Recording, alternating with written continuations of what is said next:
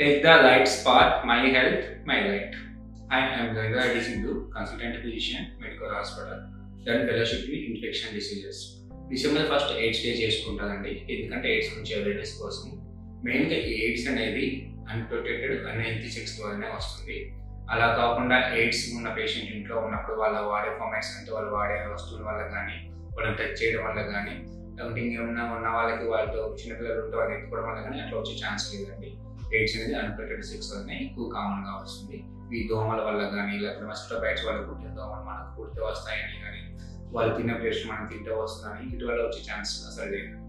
So మనకు unprotected sex వల్ల కానీ లేకపోతే బై మిస్టేక్ బ్లడ్ ట్రాన్స్ఫ్యూజన్స్ వల్ల కానీ ఎయిడ్స్ వచ్చినప్పుడు వాళ్ళ పట్ల మనం ప్రేమగానే ఉండొచ్చు. వాళ్ళని మనం అవాయిడ్ చేయవలసిన పని లేదు.